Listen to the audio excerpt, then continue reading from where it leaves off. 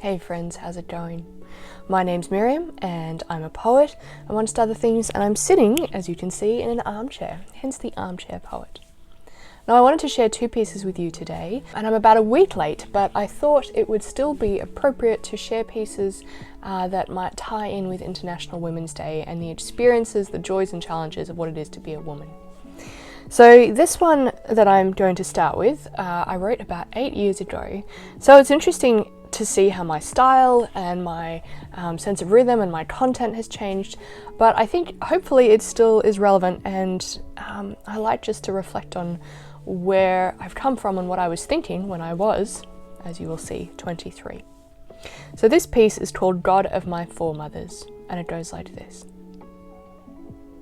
I was looking through old photos with Mum.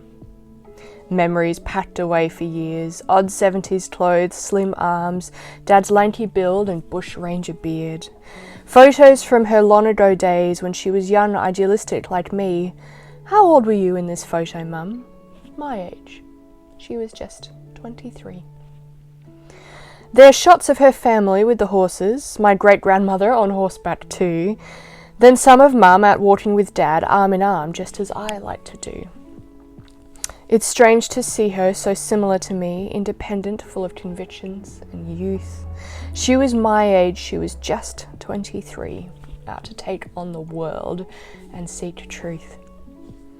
And these are the strange years when nothing seems to make sense, when every question is a canyon and once comforting answers now brick dense. These are the years of rigorous wrestling where it's all just harder than I thought. Just queries, hope and struggle, questions asked and hard truths sought. But then I am reminded I am not the first. It's certainly not just me who wants to hunt down the truth for myself or try this thing called vulnerability. I am not the first to question the universe, to attempt to write poetry, to seek out life, faith in God. I'm not the first to be 23.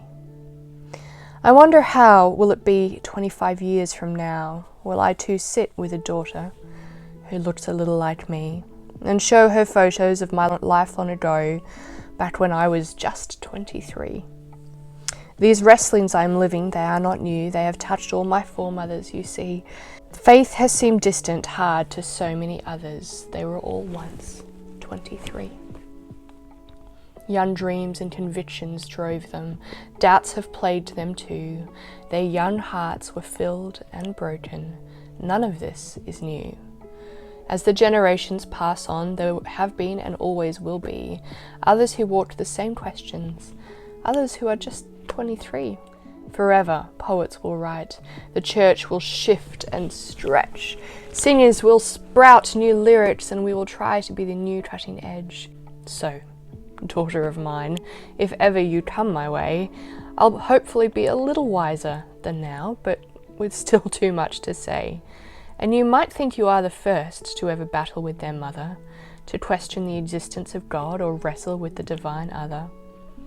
But let me just promise you, you are a part of a much bigger story, one that's been going on nearly forever, a long, magnificent history. So keep fighting, daughter, keep wrestling, loving and weeping, but I guess I mostly just want you to know, you are not the first in your seeking. For just as my great-grandmother, my grandmother, my mother, and I are held by the love of God, just as my great-grandmother, my grandmother, my mother, and I are carried by his truth. So, beloved, hypothetical, headstrong child, so my dearest, are you. You come from a long line of strong women, strong seekers of God, faith and truth. Remember that you are part of a bigger picture, women who've loved God from their youth. And that the strength that was found by all of us will also be found by you, or rather that the strength that is found and carried all of us will also carry you. I'll try to rest in that too for now, because right now I'm just 23. My hypothetical daughter has not yet existed. I'm still young, wild, silly. But as I look back over my heritage, women of strength, humour, humility, I know that just as he called to my foremothers, Yahweh also calls to me, and this blessed God of my foremothers will also carry me.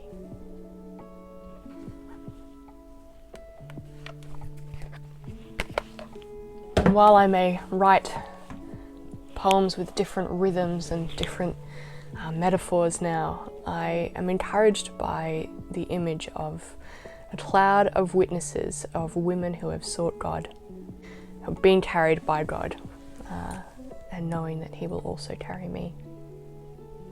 So the second piece I wanted to share is one in the big red book called The Weight of Hope. There's the front cover. And this piece is perhaps a little heavier because it needed to be. It's called Oppression. And it goes like this. It's like a splash of water to the face, sudden and icy, bereaving me of speech. I am angry but resigned and used to it, all at the same time. It's like the ice bucket challenge, but anyone's fair game, walking down the street, then suddenly gasping with shock, uncertainty and shame. It's like a drip, drip, dripping tap, quiet and in the background, till suddenly its constancy is drilling down into my skull and bearing down my brain. It's like a double-waved tsunami, mundane or even funny at first, but then when I've had a moment, the second wave, red-hot anger, comes rushing through the rain. And sometimes it's like being grabbed by the neck, head forced underwater, held firmly, sometimes thoughtlessly down, under the history of others' pain. And do you know what they're saying? In every pretentious act, every ironic joke, every whistle and call, every refusal to see the problem, they are saying, this world is not your own. Every street we walk afraid, every clenched set of keys in fists, every joke that is so shocking that I have nothing to say, every wondering eye or hand, every dismissal, every unconscious or intentional contempt shown, this is what they are saying, this world is not your own. This street isn't yours to walk down, this job isn't yours to have, this grade isn't yours to earn, this world is not your own. This joke isn't yours to join in, this intelligence, it's not yours to claim, this discussion isn't yours to equally share in. Your body is not your own. Your anger is not yours to rightfully hold. Your fear isn't yours to feel. Your relationship is not yours to fully participate in. Your world is not your own. This world is not your own. This world is not your own. So yes, I get angry. And I get so tired. And some days it stabs more than others. And I turn to him whom I seek for comfort, and I am confused and ashamed that even he seems unsafe, for he too was a man, so how could he understand? And that then is the greatest sin of oppression. It says even Christ is not your own. But in the face of that bitter falsehood, as I push back against acid lies, I go to the gospel and I see how he treated the exiles. And do you know what I find? This is the Christ. And everywhere he goes, he restores the oppressed to honor. He gives them back to community and to simple human pride. So on days when I ache with the weight of it all, and when everyone seems pushed over, I remember and whisper to myself, Christ, who restores me to honor. Christ, who restores me to honor. That's the end of that piece. I hope to the women who watch this, that you encounter the one who restores you to honour, and who comforts, and who helps us to push against acid lies. And I hope to everyone that you are walking through life with eyes wide open to the image of God in each of us, and to the fight for justice for each of us. I pray as you go forward into this coming week that you may know, no matter your gender or your life circumstance, that you are fully seen and fully known and fully loved. And I'll chat to you next time.